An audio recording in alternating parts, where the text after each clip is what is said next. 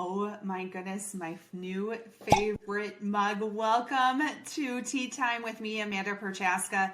I am the founder of Wonder Services, and Wonder Services was born out of the need to drive further change adoption and solve that problem of change for so many organizations going through digital transformations.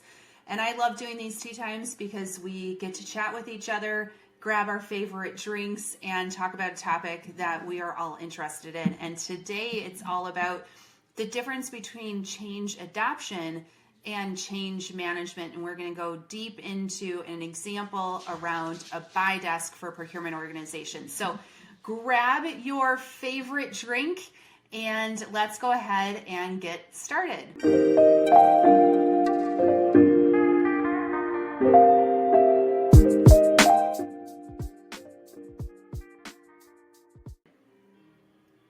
All right, today I'm drinking a cold brew tea in one of my all-time favorite mugs right now, Alice in Wonderland.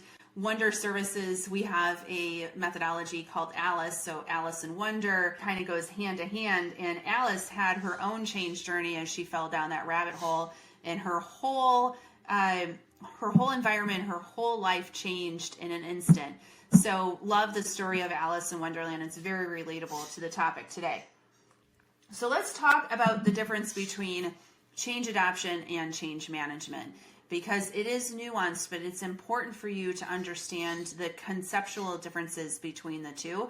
And we are going to be looking at a buy desk as an example around what the difference between those two might be.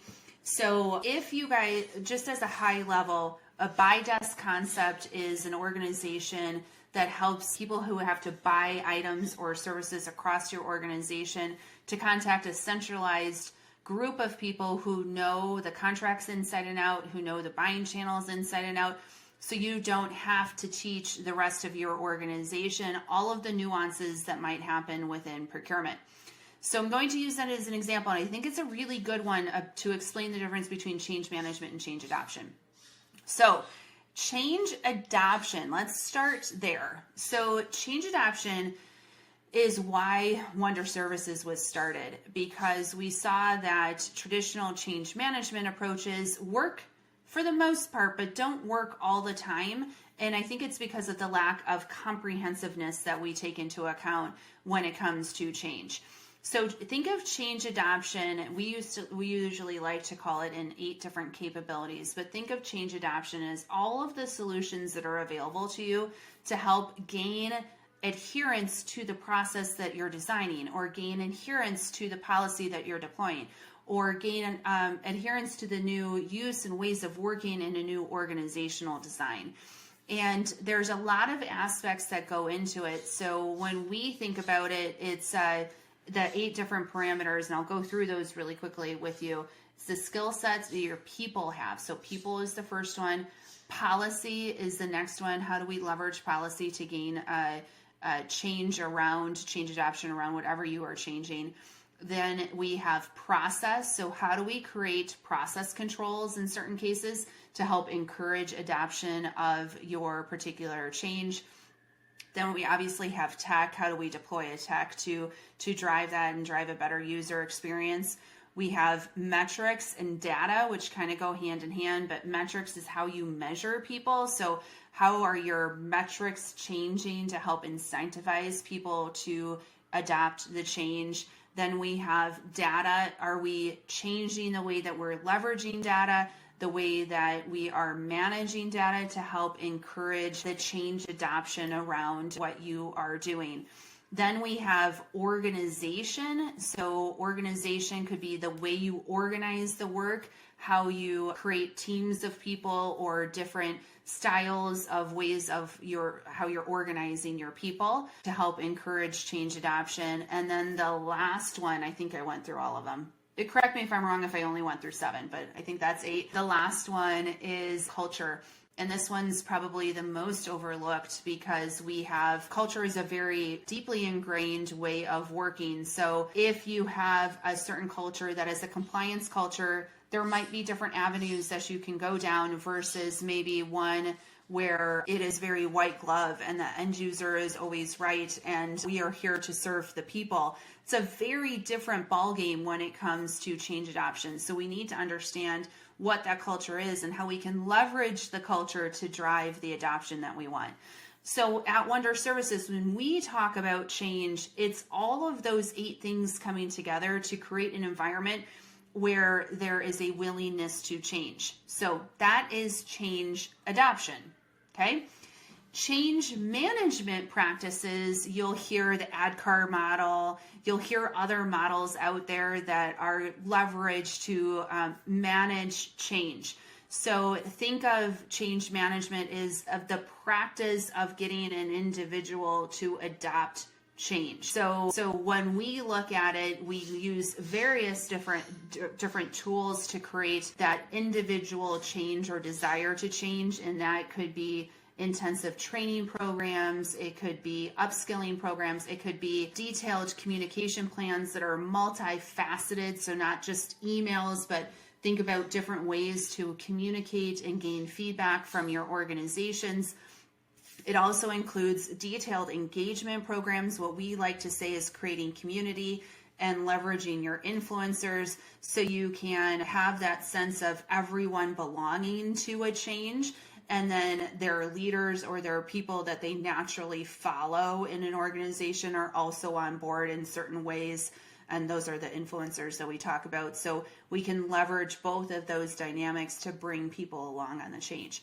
So that is the difference between the two: change adoption practices and change management practices. Now, you're going to want a combination of both of those to be successful at any digital transformation or any other transformation that you are going through. So we see these practices deployed on merger and acquisitions. We see them deployed on major organizational shifts. We see them obviously on like large ERP implementations, but we also see them on what I would consider smaller case change initiatives, where it is a discrete implementation that requires a large amount of people to have a behavior change. Okay, so that is the foundation of the conversation we're going to have. And I want to use ByDesk as an example of how you would deploy each of these concepts appropriately within your organization. Okay, so when we go in, we do a lot of work in the procurement space, not solely in the procurement space, but most of the time it is. And let's just say they are having suboptimal adoption of their procure to pay processes. So low volumes on purchase orders, low usage of catalogs, low supplier enablement on the back end of electronic invoicing. It could show up in a myriad of different ways across a procurement organization, but we always like to be grounded in what really matters at the end of the day, what is critically important for an organization to achieve. Most of the time when you're deploying or have deployed a P2P system, it is really twofold. One is to get visibility to your spend overall, because if you just have invoices, it's really hard to understand exactly what you're buying, so you can maybe leverage your scale and drive out costs that way, or get better value depending on what you're trying to negotiate. So that's number one. But number two is you go through all of this effort to negotiate this beautiful contract.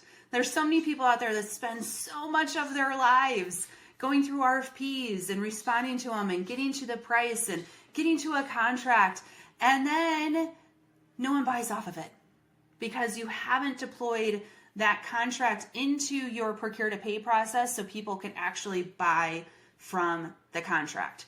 So those two areas are usually at the root of any procure to pay implementation. There could be other factors around that, but those are the two that are the most consistent. Okay. So when we walk into an organization and they're struggling to get usage of their system, there are many different ways to approach this particular problem. Remember when I talked about culture? Okay, so culture plays a big factor in this, just to start there. There could be process issues, there could be configuration issues of the system. Usually there are, but the most common thing that happens is a cultural situation that's occurring within an organization. And as a leader, you need to determine if you want to change that cultural aspect in the organization, which would be the change management side of things, or do we want to do a change adoption solution? So for instance, we've had a couple of clients as of late who have deployed a procure-to-pay system who are challenged with this adoption question. No one's really creating purchase requisitions in the system. And most of the time when we walk into that situation, we hear a couple of things from these clients. One, the end users do not want to be spending their time in the procure-to-pay system, nor do they care about the purchasing channels that you have, the buy channels, if you will. There could be up to 25 of them. They don't care. They just want to buy something. They don't want to spend a lot of time on it, and they don't typically care to really learn. Okay, so you have that aspect of an organization. You also could have an organization that's very compliance driven and very policy heavy that might be able to leverage different mechanisms. Okay, so that's the situation that we're usually challenged with. So when we go into that situation, there's a couple of things that could happen. We could, if you want to, let's just say you're challenged with nobody really wants to learn and nobody really wants to spend the time. You could deploy a change management practice to drive the adoption, to talk about why it's important, why it's relevant to their job, why it's going to make their lives easier, do the training around it, do all of the communications, get the leadership buy-in, and measure the success. So you can deploy a change management practice, okay? On the other side, as an example, on the change adoption side of things, you could be looking at a buy desk as a solution. So we've actually talked to many different clients and deployed this to increase adoption in a rapid pace, where we would deploy a handful of people to do a buy desk opportunity where all of a sudden your end users don't need to learn all of this nuance, and they come to a centralized desk, and that centralized desk does the heavy lifting for them. So they create the requisition against the right contracts, and they create the requisition in the right buying channel. So all of that goes into play, and then the buy desk follows through. So basically the end user doesn't need to worry about the purchase. They just need to know, I contact this desk and they take it from there and get something purchased, and I can go on my merry way and do my sales or marketing efforts or IT related activities per my day-to-day job. So I hope that shows you a bit of the nuance. Now, you could, as a solution, right? So we're talking about PO usage at this point in time, or requisition usage, but think about the other driving factor that we have here around contract compliance, okay? So again, change management practices, we could share information about our preferred suppliers and train people on what those are, and maybe build in some policies around that particular area of opportunity and leverage it that way. So there's change management activities that you could do to help drive adoption. However, on the change adoption side, that's where you could look at, let's just say, technology enablement, where you can deploy your contracts as a catalog in these P2P systems, or increase your use of punch-out catalogs as a way to do that. You could, again, deploy the buy desk to offer the opportunity for the buy desk to understand, instead of training thousands of people on what those contracts might be, you're training a handful of people to know what to buy off of in your system. So again, change adoption practices. Another change adoption practice is leveraging your metrics. So a lot of times procurement has a savings target, but it's not into the rest of the organization. Maybe there's an incentive structure that we can deploy to help drive the adoption of the program, of your contracts across the organization. So this is the kind of stuff that at Wonder Services we get into, because we do both of these. We do change adoption practices, which we love. We love solutioning and trying to find rapid ways to gain compliance, to hit your targets in all kinds of different ways. And then there's change management practices that comes down to the individual coming along with the change. So I hope that helps you understand a little bit more about the difference, how each of these solutions can be thought through, and how it would provide value in any type of change that you're trying to deploy at your companies. Change is inherently hard, right? So as my dad used to always tell me, if it was easy, it would already be done. Okay, so if you are going through a change in your organization, we are here to help you in various different ways. We can help you from an advisor role or a coaching role to help coach your leaders. All the way through, we can do the execution work around the change adoption and change management.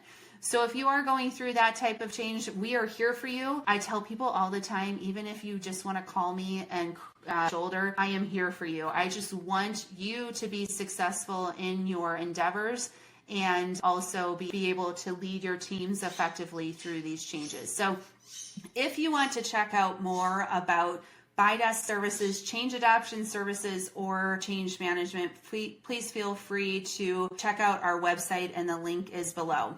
All right, with that said, again, I am Amanda Prochaska. I love bringing this content to you. You are the reason why I exist every single day, is to help make sure that anyone that's leading change is successful in doing so.